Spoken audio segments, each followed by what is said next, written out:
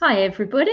Another week has gone by, and isn't it amazing that that I can come onto here and from my living room broadcast into your living room, and I hope it keeps you company a little bit.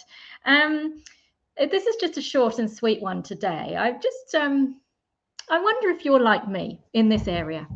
Um, you might not be, but I'll just share it. Several times a week, I will have a little battle where I think to myself, it's really hard being a Christian.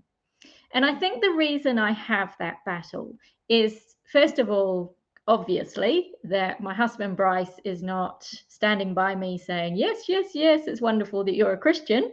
And sometimes, it's the opposite. So there's that. And then I think as well for us, for him and I, all of our social life pretty much is carried out with non-Christians.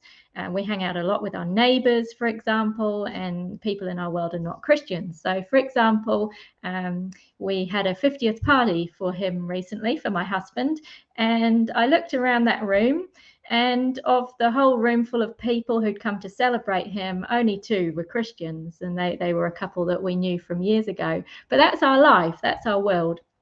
And so the people that we hang out with are very much of the worldly mindset. They see things the way culture sees them, our common culture. And of course, when you're a Christian, you see things very differently. In fact, you become alien to the world. So several times a week, I'll actually have a struggle and think to myself, this is actually really hard being a Christian. So do you find that? I wonder. It could be that I'm a sensitive soul, but anyway, so that's what it is. But there's a reason I'm a Christian. And that reason is that, first of all, God has shown me he's real over and over again. Secondly, he has shown me that Jesus is true. And sometimes that's been an inconvenient truth for me.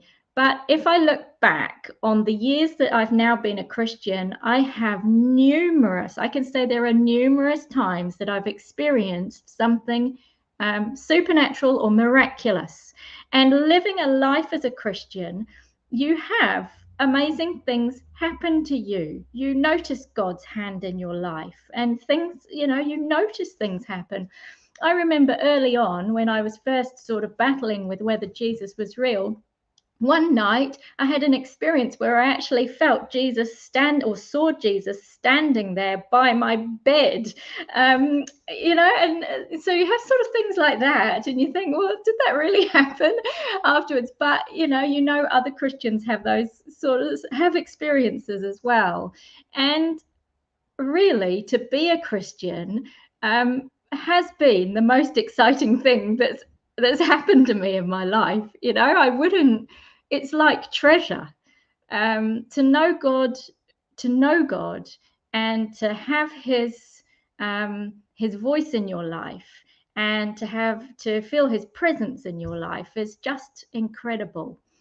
So that, even though I have those few moments in the week where I struggle, I would say overwhelmingly the joy that my faith has brought to my life overwhelms that immensely, incomparably. And Jesus said it would be like this. He said he wants us to have peace.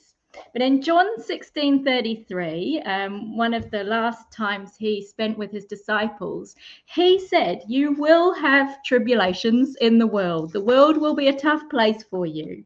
But he said, take heart, I have overcome the world. And he actually said, take heart, in my translation of the Bible, which is New King James, he says, be of good cheer. Okay, then. But I think a way that we can cope and survive and be of good cheer is to periodically make sure we really fix our eyes on Jesus himself.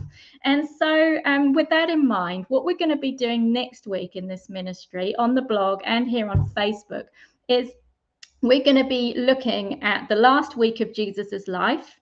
Along with the rest of the church, with the church, the Christian church at this time of year looks at Jesus's death and those final last days leading up to the crucifixion and then the resurrection. And it's an amazing thing to look at. So we're going to be doing that too. And every day next week on the blog and on Facebook, we're going to be posting things about Jesus and about that last week of his life and his message. So that will be an amazing way of fixing our eyes on him, taking heart, being of good cheer, and strengthening ourselves so that we can walk this crazy walk well. So with that in mind, I will see you next week on the blog, and be of good cheer. Bye.